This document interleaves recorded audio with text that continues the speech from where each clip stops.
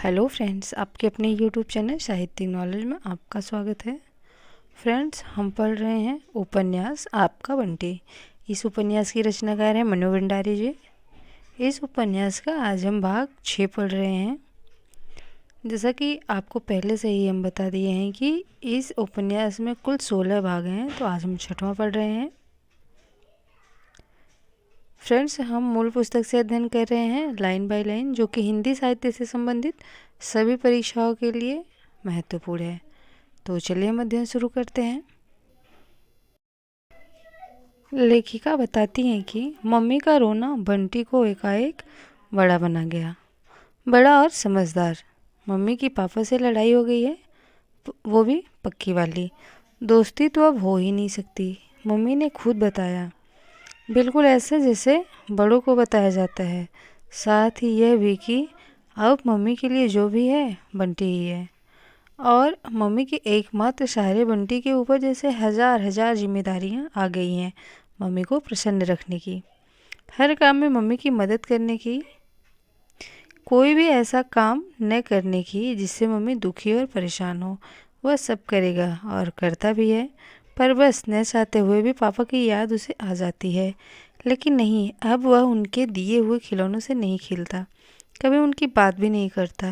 Mummy को शायद अच्छा न लगे, रैक पर रखी हुई पापा की एकमात्र तस्वीर को भी उसने एक दिन चुपचाप उठाकर खिलौनों की अलमारी में बंद कर दिया। मम्मी से लड़ाई कर ली है तो अब बैठो यहाँ, और क्या। सारे दिन मम्मी को उदास रखने वाले, रुलाने वाले पापा की यही सज़ा है बस। और उसे लगा जैसे मम्मी की ओर से उसने पापा के खिलाफ एक बहुत बड़ा कदम उठाया है। मम्मी ने खाली रैक देखा और बंटी को देखने लगी। एकटक वह नीचे नज़रें झुकाए खड़ा रहा, पता नहीं कहीं नाराज़ ही न हो जाए। पर मम्मी ने उसे पकड़कर अपने पास खींच लिया, फिर प्यार किया, बहुत हल्के मुस्काई भी, शायद उसकी समझदारी पर न जाने क्या उनकी आंखें नहीं मुस्कुरा पाईं, बल्कि उदास हो गई, बिना आंसू के भी, जैसे रोई रोई हो जाया करती हैं वैसी ही। तभी वह एक क्षण को समझ ही नहीं पाया कि उसने ठीक किया है या गलत। तस्वीर हटने से मम्मी खुश हैं या उदास, क्योंकि मम्मी के होंठ तो मुस्काए पर आंखें उदास हो गई। कोई बात नहीं, धीरे धीरे वह इन बातों को भी समझ लेगा। जितनी समझ आ गई है वही क्या कम है। बाहर निकलकर आम के पौधों को देखता हुआ, बस कुल 2 नई पत्तियाँ, कुल 4 पत्तियाँ, और लगता वह तो उसके मुकाबले में बहुत बहुत बड़ा हो गया है। माली दादा कहते थे तुम्हारे साथ साथ बड़ा होगा। कैसे होगा मेरे साथ साथ बड़ा? कोई आसान है इतनी जल्दी जल्दी बड़ा होना? कोई हो सकता है? पापा ने इस बार उसे चिट्ठी लिखने को कहा था, पर उसने नहीं लिखी। लिखना तो खूब अच्छी तरह जानता है, लिख भी सकता है। पापा से कहा भी था कि अब वह ज़रूर बराबर चिट्ठियाँ लिखा करेगा, पर तब वह सारी बात समझता कहाँ था। तब तो उसे यह भी नहीं मालूम था कि मम्मी पापा की पक्की वाली कुट्टी हो गई है। पर अब कैसे लिख सकता है भला? वह पूरी तरह मम्मी की तरफ है, और मम्मी से उनकी कुट्टी है तो फिर बंटी से भी है, ऐसा ही तो होता है। फिर भी जब मम्मी इधर उधर होते हैं तो वह चुपचाप अलमारी खोलकर उस किताब को निकाल कर देखता है, जिसके पीछे के कवर पर पापा का अपना पता लिख गए थे।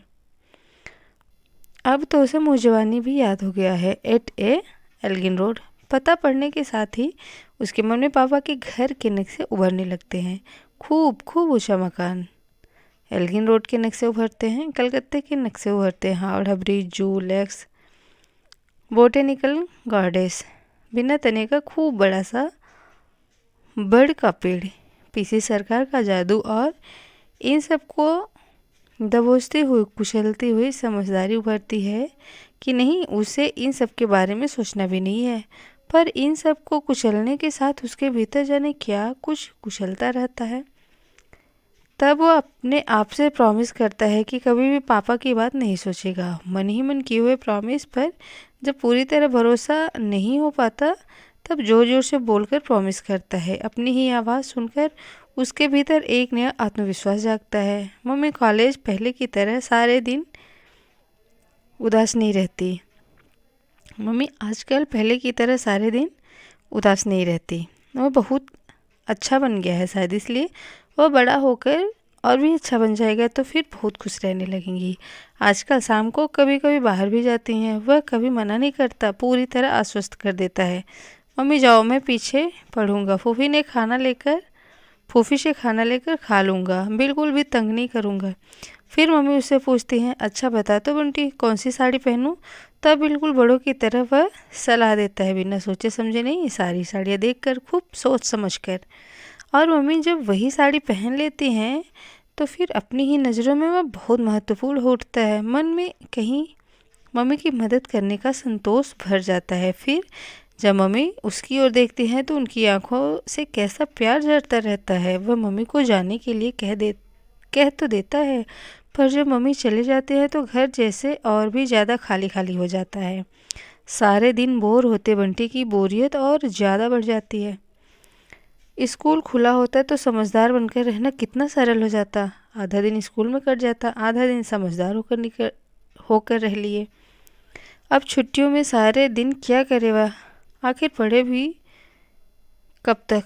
कभी फूफी से बतियाता रहता, कभी टीटू के घर चला जाता, या फिर घर के लोहे के फाटक पर झूलता, या खड़ा खड़ा सड़क ही देखता रहता। पर सड़क भी तो ऐसी है कि बहुत कम लोग इधर आते जाते हैं। सड़क से कटी छटी बिल्कुल एक तरफ को है वह जगह, थोड़ी दूर और आगे तो बस्ती बिल्कुल ही खत्म हो जाती है। बस सड़क बनी हुई है और दोनों ओर के दूर दूर तक फैले हुए ऊबड़ खाबड़ मैदान, और फिर उन मैदानों की सरहदें बनाती हुई पहाड़ियाँ। खड़ा वह फाटक पर रहता है, पर मन उसका दूर दूर दौड़ता रहता है। इन पहाड़ियों के पार क्या होगा, फिर उसके आगे क्या होगा, फिर उसके आगे। मन में तरह तरह के चित्र उभरते हैं, डरावने भी और रंगीन भी। राक्षसों की डरावनी गुफाएं, परियों के सोने चांदी के महल, और फिर इन सब के बीच से उभर आता है कलकत्ता। किस तरफ होगा, कितनी दूर होगा यहाँ से? तब खट से उंगलियों का क्रॉस बन जाता है। प्रॉमिस टूटने का पाप न लगे। मम्मी की बगल में लेटा बंटी आसमान देख रहा है। झिलमिल झिलमिल करते तारे छिटके हैं आसमान में। सप्त ऋषि मंडल है, वह आकाश गंगा है, वह तेज तेज चमकने वाला ध्रुव तारा है। इस तारे को दिखा दिखा कर ही तो मम्मी ने उसे बालक ध्रुव की कहानी सुनाई थी। 5 साल के बच्चे ने तपस्या की थी, इतनी सारी तपस्या कि भगवान भी खुश हो गए। कैसे करते होंगे तपस्या? उसने मम्मी के पास सरक कर पूछा, मम्मी तपस्या कैसे करते हैं? तपस्या क्यों, बताओ ना मम्मी, मैं जो पूछ रहा हूँ। अपने मन को मार लो, बस यही सबसे बड़ी तपस्या है।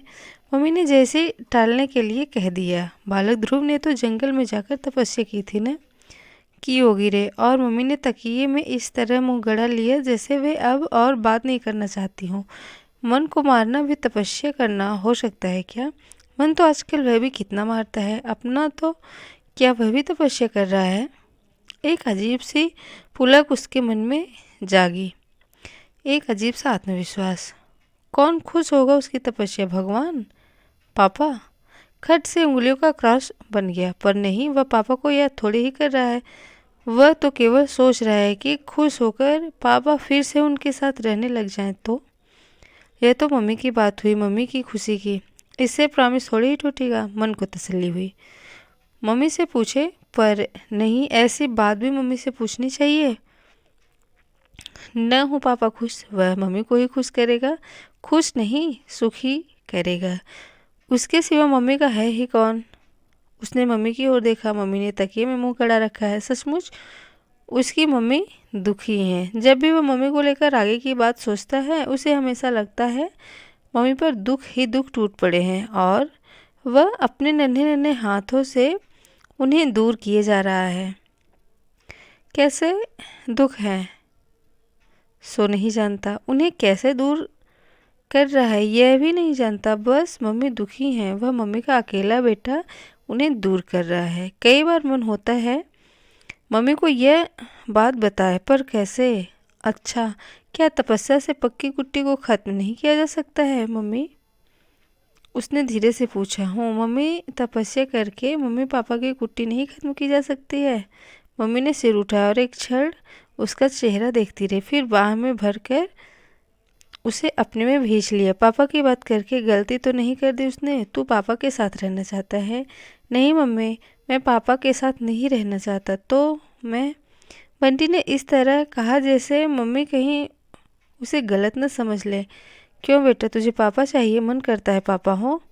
बंटी एक क्षण असमंजस में रहा। हाँ कहने से कहीं मम्मी नाराज न हो जाए, पर झूठ बोलने से तपस्या जो बिगड़ जाएगी। उसने धीरे से हाँ कह दिया।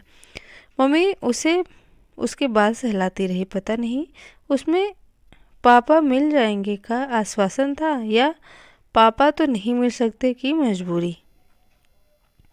आज मम्मी का कॉलेज खुल गया। मम्मी खुश खुश कॉलेज चली गई। उनकी तो बोरियत जैसे खत्म हुई। गर्मी की छुट्टियों के ये लंबे लंबे दिन दोनों ने एक दूसरे को सहारा दे देकर ही काटे हैं। सारे दिन मम्मी के साथ ही रहता था। हाँ, कभी कभी जब शाम को मम्मी बाहर जाती तो वह ज़रूर थोड़ी देर अकेला हो जाया करता था, पर आज तो जैसे दिन भी उसे अकेले ही काटना है। उसका स्कूल खुलने में भी तो अभी 4 दिन बाकी हैं। चलने से पहले मम्मी ने फूफी को समझाया, 4 बजे के करीब सब लोग चाय पीने यहीं आएंगी। दही पकौड़े और आलू की टिकिया तुम घर में बना लेना।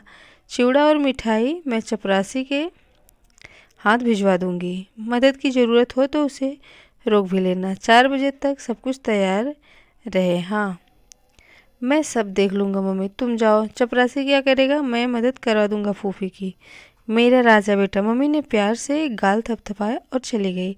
बताओ फूफी, क्या करना है? ए लो, अभी से क्या करना है? कुछ नहीं, जाओ खेलो। घर तो साफ कर लूँ पहले। मम्मी की टीचर्स की पार्टी है आज, तो उसे बहुत काम करना है के भाव से बंटी सफाई में जुट गया। कपड़ा लेकर टेबल कुर्सी पोंछ डाली। अपनी बुद्धि के हिसाब से जितना साज सज्जा कर सकता था वह भी कर दी। अरे तुम इतने समझदार कैसे हो गए बंटी भैया?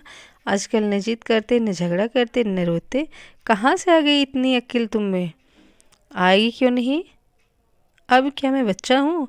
अपनी समझदारी का ठप्पा पढ़ते देख बंटी कहीं भीतर ही भीतर पुलकित हो आया।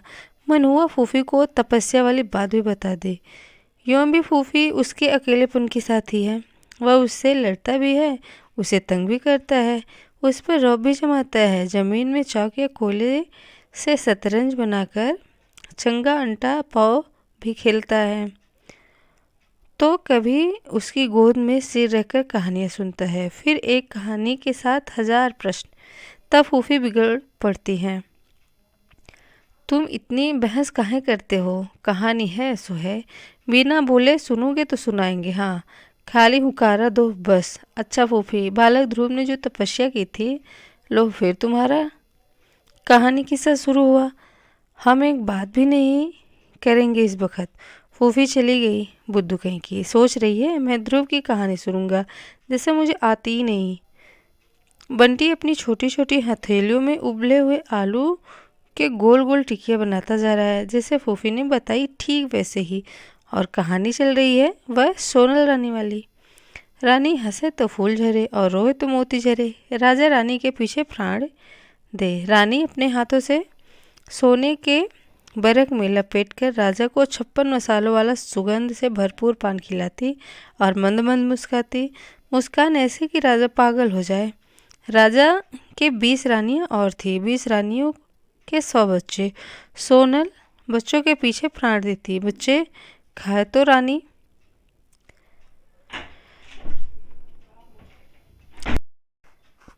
बच्चे सोए तो रानी सोए। बच्चों का सिर दुखे तो रानी पीर से छटपटाए। बच्चों के चोट लगे तो रानी के फूल जैसे शरीर से खून झरे। कोई नहीं पति आए तो आकर देख ले। माएँ लोगों ने बहुत देखी, पर ऐसी माँ तो देखी न सुनी। अपने और सौतेले बच्चों में कोई भेद ही नहीं। देखते सुनते भी कैसे? कोई सचमुच की औरत तो थी नहीं, डायन थी। सारे जादू बस में कर रखे थे। जैसा चाहती वैसा स्वांग धर लेती। और जब अमावस्या के दिन रात अंधेरी गुप्त हो जाती तो वह अपने असली रूप में आती। काली भूत अंधेरे में ही ऐसे घुल मिल जाती कि पता ही नहीं लगता। फिर सबको जादू के बस में किया और एक बच्चा हड़प। बंटी की सांस जहाँ की तहाँ रुक जाती। सवेरे मेरे बच्चे की हड्डियों से चिपट चिपट कर ऐसा रोती कि चैत ही नहीं रहता। नौकर चाकर दौड़ पड़ते, कोई गुलाब जल छिड़कता, कोई केवड़ा जल। राजा खुद फूलों के पंखों से हौले हौले बयार करते। बेटे का गम भूल रानी की चिंता में परेशान हो जाते। रानी होश में आती तो चीखती, मेरे बच्चे को लाओ, नहीं मैं प्राण दे दूंगी।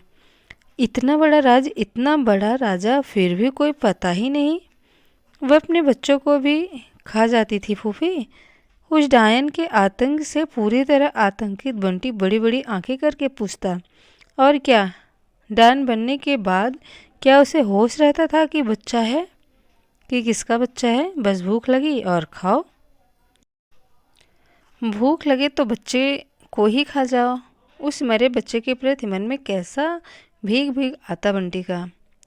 भूख में आदमी तक को होश नहीं रहता, बस खाने को चाहिए, जो भी हो जैसे भी हो। फिर वह तो डायन थी, अपनी भूख की चिंता करती या बच्चों की? तो वह और किसी को खा लेती, नौकर चाकर या जानवरों को खा लेती। काहे खा लेती? बच्चों के कोमल मांस जैसा और कहाँ मिलता? तो कभी दूसरे बच्चे को क्यों नहीं खाती, केवल राजकुमारों को क्यों खाती? खाएगी क्यों नहीं? 56 भोग खाए राजकुमारों की देही में जैसा मांस वैसा और कहाँ मिलता? तो धीरे धीरे राजा के सब बच्चे खा गई। और क्या खा गई? सुंदर कोमल बच्चे हड्डी की ठठरियाँ बन गए। बस उन ठठरियों को देख देख कर रोने का नाटक करती रहती। घिन और डर के मिले जुले भाव से बंटी की आंखों में आंसू आ जाते।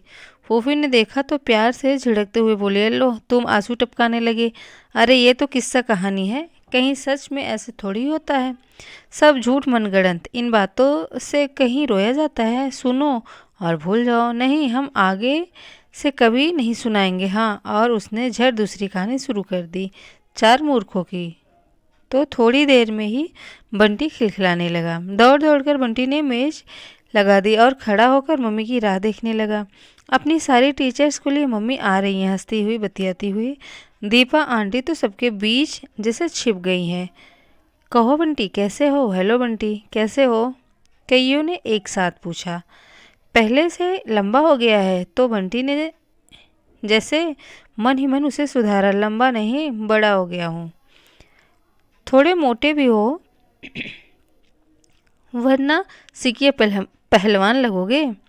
बंटी ने मौका ताका और दीपा आंटी की बाहों से झूल गया। मम्मी की सारी टीचर्स में एक यही तो पसंद है, बाकी तो सब बेकार। आप छुट्टियों में एक बार भी घर क्यों नहीं आए आंटी? छुट्टियों में हम यहाँ थे ही नहीं, बताओ कैसे आते? हर साल बंटी बाहर जाता था, इस बार हम चले गए।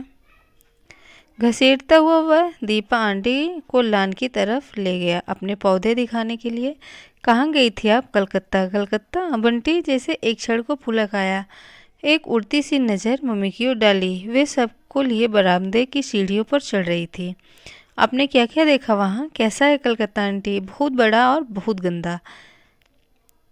एल्गिन रोड देखी आपने? नहीं तो लीजिए, एल्गिन रोड भी नहीं देखी। मैं क्या वहाँ सड़कें देखने गई थी? क्या है एल्गिन रोड में? कुछ नहीं, वैसे ही पूछ लिया। बंटी पापा की बात नहीं बताएगा, किसी को बताना भी नहीं चाहिए उसे। अब तो वह सब समझता है। दीपा आंटी अंदर जाने लगी तो उसने जल्दी से मोगरे के 2-3 फूल तोड़े और बोला, नीचे झुकिए, मैं आपके जूड़े में लगाऊंगा। हंसती हुई दीपा आंटी झुक गई। लगाना आता भी है? और नहीं तो क्या, मम्मी के बालों में रोज मैं ही तो फूल लगाता हूँ। यह सब पौधे भी तो मैंने ही लगाए हैं। अपने पौधों की बात करते समय बंटी के मन में उत्साह और गर्व जैसे छलका पड़ता है। बंटी लाला कर सबको खिला रहा है, मना करने पर मनुहार भी करता है।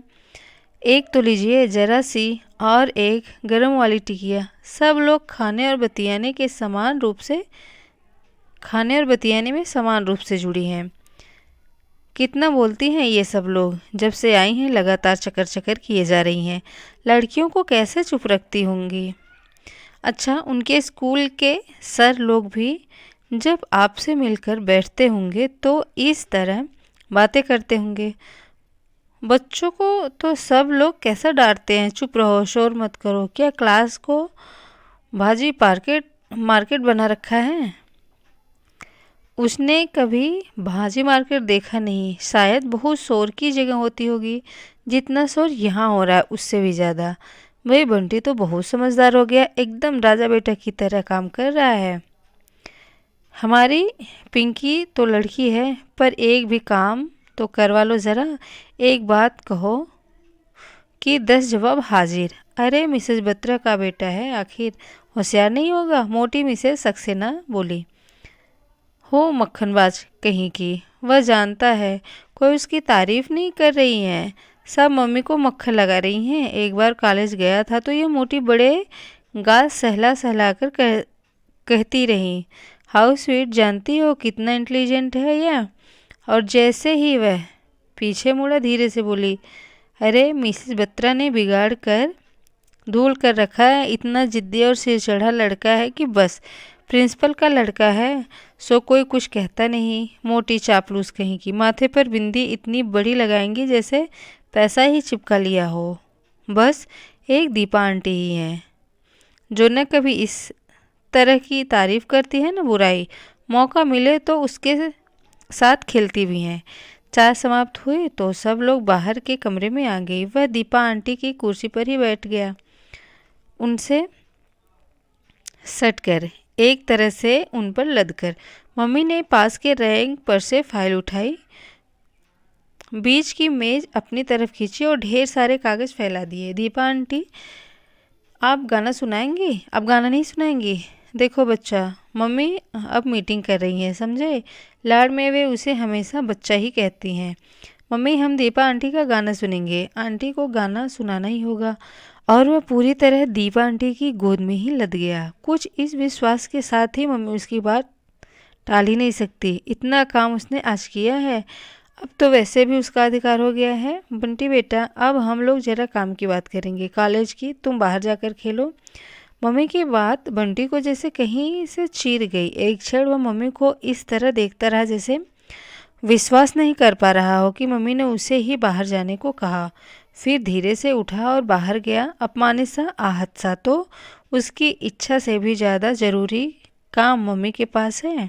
कॉलेज की बात कॉलेज में कर लेती, घर में तो कम से कम उसकी बात ही माननी चाहिए।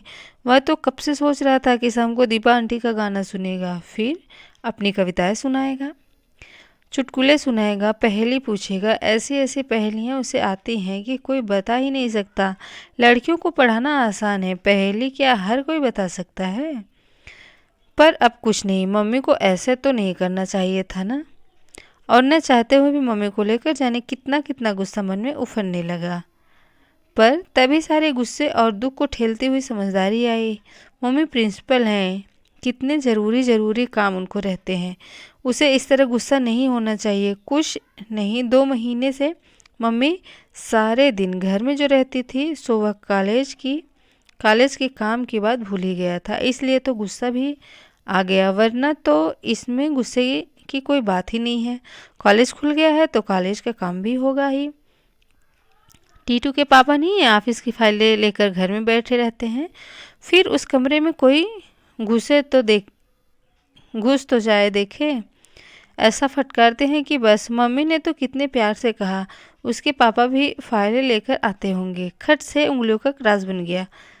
फिर भी कहीं एक धुंधली सी तस्वीर उभर आई, फाइलों में डूबे हुए पापा। नहीं नहीं, उसने अपने मन को समझाया।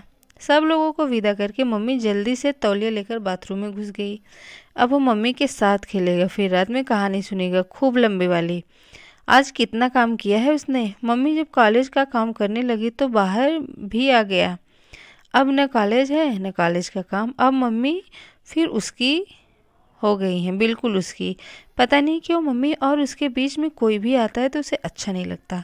कॉलेज के दिनों में तो वैसे भी शाम को ही मम्मी उसकी हुआ करती हैं, बालों की ढीली ढीली चोटी और मुलायम वाला चेहरा। मम्मी मुंह पोंछते हुए कमरे में आई। लो, बातों ही बातों में टाइम का कुछ अंदाज ही नहीं रहा। 7 बजे पहुंचना था और 6:45 तो यहीं बज गए। तुम कहीं जा रही हो मम्मी? अपने को रोकते रोकते भी बंटी रुआंसा हो आया। बेटे, एक बहुत ज़रूरी काम से जाना है, बहुत ही ज़रूरी। मम्मी के सधे हुए हाथ खटाखट जूड़े में पिन खोजते जा रहे हैं। वाह, मैं अभी भी अकेला रहूं। आज तो सारे दिन बिल्कुल अकेला रहा हूँ मम्मी। गुस्से में भरा बंटी का स्वर भर्रा गया।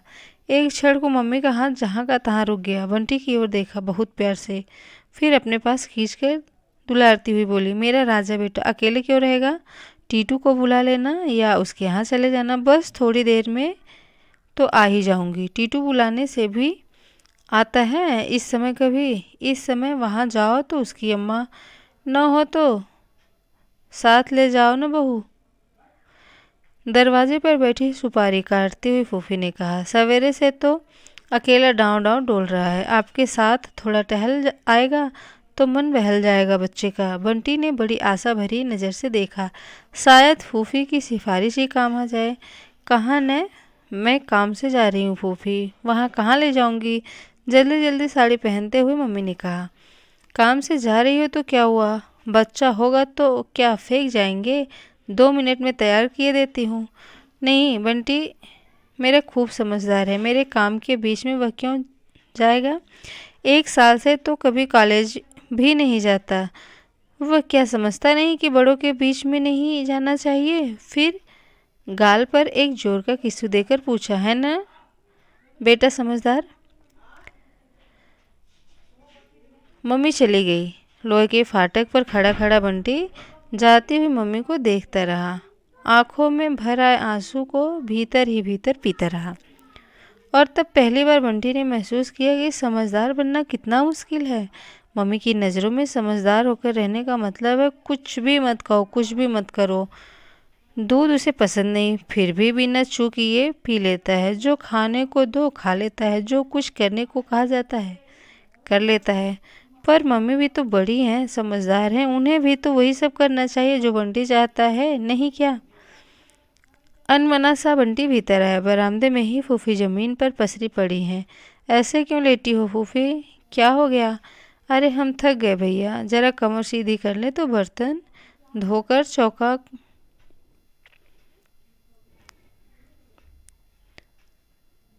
बंटी को लगा जैसे मम्मी फूफी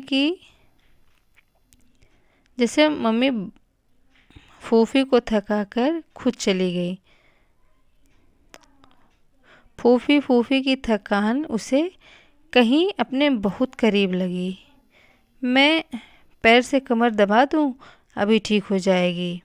फूफी उठकर बैठ गई, एकदम बंटी को देखते हुए बोली, अरे तुम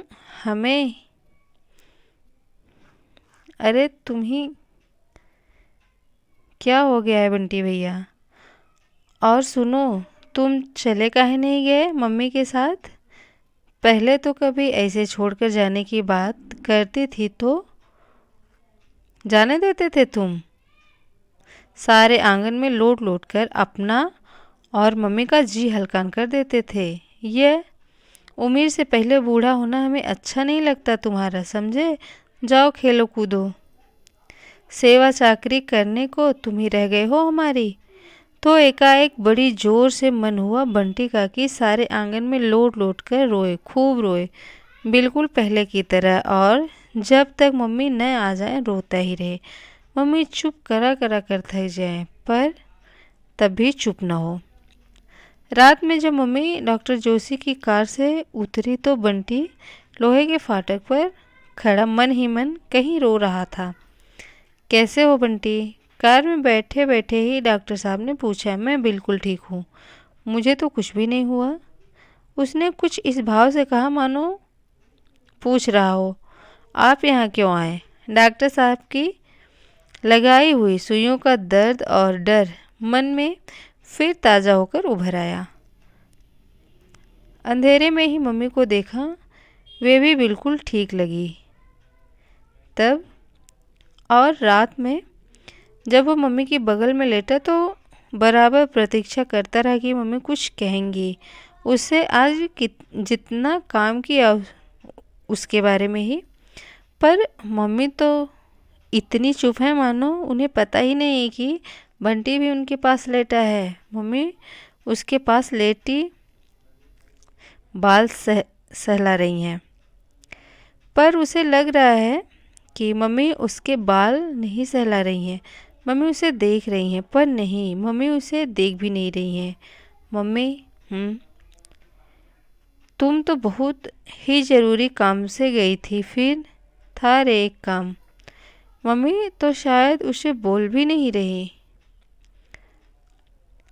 और तब बंटी का मन हुआ कि फूट फूट कर रो पड़े।